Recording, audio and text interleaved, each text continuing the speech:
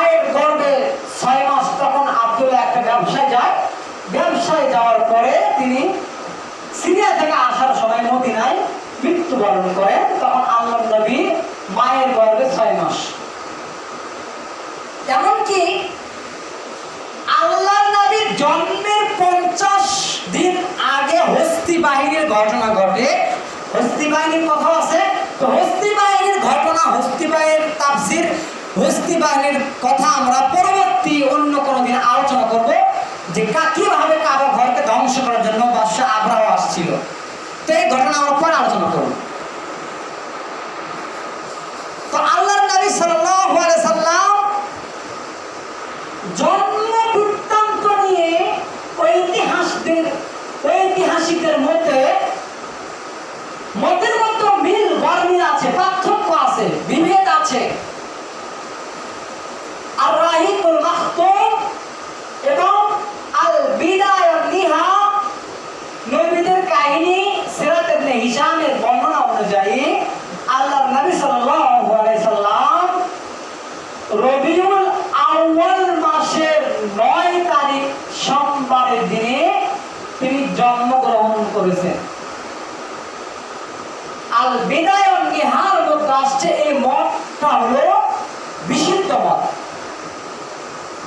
আর 12 তারিখের যে মত আছে এই মতটা হলো প্রসিদ্ধ, মানে সবার মুখে মুখে, কিন্তু বিশুদ্ধ নয়। 12 তারিখে যে রবিউল আউয়াল এরা পালন করে, এই 12 তারিখের মতটা বিশুদ্ধ নয়, প্রসিদ্ধ, মানে সবার মুখে মুখে, কিন্তু 9 তারিখের মতটা হলো প্রসিদ্ধ। দেখেন, আপনি হিসাব করে দেখেন, এবার রবিউল আউয়াল মাসের সোমবারটা 9 তারিখে পড়বে। হিসাব করে দেখেন, 9 তারিখেই পড়বে। আজকে আপনার হলো 6 তারিখ, 9 তারিখেই পড়বে। তো চাঁদের হিসাবে কিন্তু আপনার 9 তারিখ পড়ে, আর সৌর হিসাবে আপনার 8 তারিখে পড়ে।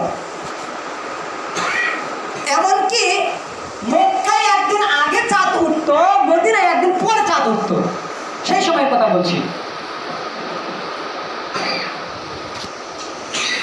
তো এই জন্ম বৃত্তান্ত নিয়ে মতভেদ আছে। তো যাই হোক, আল্লাহর নবী সাল্লাল্লাহু আলাইহি সাল্লাম যখন জন্মগ্রহণ করলেন, জন্মগ্রহণ করার পরে শিশু মুহাম্মদ সাল্লাল্লাহু আলাইহি সাল্লামের নাম আব্দুল মুত্তালিব। আল্লাহ নবী সাল্লাল্লাহু আলাইহি সাল্লামকে কাবা ঘরে নিয়ে গেলেন। নিয়ে যাওয়ার পরে জনগণ জিজ্ঞাসা করলো যে এই শিশুর নাম কি হবে? তো তখন আব্দুল মুত্তালিব বলতেছে এর নাম হবে মুহাম্মদ। এদিকে আমিনা শিশুর নাম ঠিক করে রেখেছে আহমদ। ফেরেশতা তাকে স্বপ্ন দেখাইছে এই শিশুর নাম হবে হলো আহমদ। তো মনে রাখা ভালো হবে, কোরআনুল কারীমের মধ্যে দুইটি নামে আছে। খোলেন কোরআনুল কারীম, সূরাতুল ফাতাহ 26 নম্বর পারা 12 নম্বর পৃষ্ঠাতে আছে হলো 11 নম্বর পৃষ্ঠার মধ্যে আছে ওয়ামা মুহাম্মাদুর রাসূলুল্লাহ ওয়াল্লাযীনা মাআহু। তাহলে সূরা ফাতার 26 নম্বর পারার মধ্যে মুহাম্মাদুর রাসূলুল্লাহ এর নাম আছে। আহমদ নাম কোথায় আছে? কোরআনুল কারীম সূরাতুস সফ 28 নম্বর পারা 10 নম্বর পৃষ্ঠা, 11 নম্বর পৃষ্ঠা, 28 নম্বর পারার 11 নম্বর পৃষ্ঠার মধ্যে আছে ইয়াতি মিন বাদ ইসমুহু আহমদ, ইয়াতি মিন বাদ ইসমুহু আহমদ। তাহলে মুহাম্মদ এবং আহমদ নাম দুইটাই কোরআনুল কারীমে আছে। তো মুহাম্মদ শব্দের অর্থ প্রশংসিত, আর আহমদ শব্দের অর্থ হলো অধিক প্রশংসিত, মানে বেশি প্রশংসিত। দুটাই প্রায় পাশাপাশি, একই নামের অর্থ। তো নবী সাল্লাল্লাহু আলাইহি ওয়াসাল্লাম জন্মগ্রহণ করলেন। নবী সাল্লাল্লাহু আলাইহি ওয়াসাল্লাম জন্মগ্রহণ করার পরে মক্কায় যে অনাবৃষ্টি ছিল, মক্কার জমিনে শস্যক্ষেত্র সবুজ ঘাসপালা জন্মগ্রহণ করতে নয়ভাবে, মানে ধুধু মরুভূমি, সব বৃক্ষরাজি মরা মরা ভাব। নবী সাল্লাল্লাহু আলাইহি ওয়াসাল্লাম জন্মগ্রহণ করার পরে সম্পূর্ণ বৃক্ষরাজি তাজা হয়ে গেল। এরপরে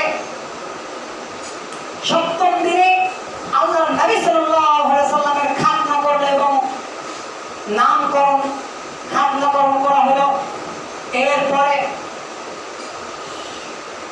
আল্লাহ নবী সাল্লাল্লাহু আলাইহি সাল্লামের জন্মের পরে দাসী সুহাইবা তিনি আবুল আহাবের দাসী সুহাইবা তিনি আল্লাহ নবী সাল্লাল্লাহু আলাইহি ওয়াসাল্লামকে দুধ পান করাইছিলেন।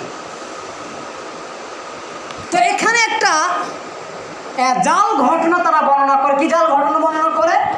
যে আবুল আহাব তো কাফের ছিল, তো আবুল আহাব তার দাসীকে দিয়ে খুশি হয়ে দাসীকে দিয়ে মুহাম্মদ সাল্লাল্লাহু আলাইহি ওয়াসাল্লামকে দুধ পান করানোর কারণে আবুল আহাবের কবর আযাব মাফ করে দেয়।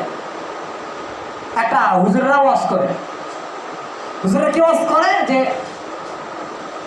আবু লাহাব খুশি হয়ে আল্লাহর নবী সাল্লাল্লাহু আলাইহি ওয়াসাল্লামকে শিশু মুহাম্মদকে তার দাসীকে দিয়ে দুধ পান করাইছে। আবু লাহাব কাফের হওয়া সত্ত্বেও মিলাদ পালন করেছে, নবীর জন্মে খুশি হয়ে গেছে। হুজুর ওয়াজ করে আবু লাহাব নবীর জন্মে খুশি হয়ে দাসীকে দিয়ে নবীকে দুধ পান করাইছে।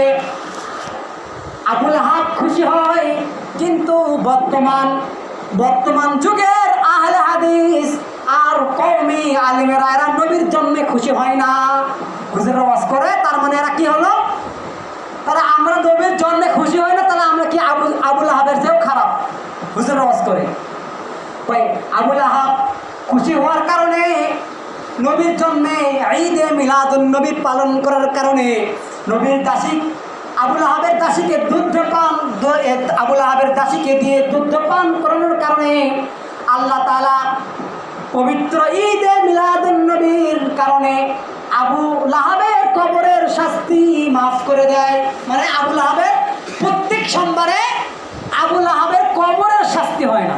এই যে একটা জাল, একটা বানোয়াট, একটা দলিল দিয়ে, একটা গাঁজাখুরি একটা দলিল দিয়ে নবীর মিলাদকে তারা প্রমাণ করতে চায়, নবীর জন্মদিবসকে তারা প্রমাণ করতে চায়, নবীর জন্মদিবসকে তারা কেক পালন করে পোলাও বিরিয়ানি খেয়ে তারা নবীর জন্মদিবস পালন করতে চায়।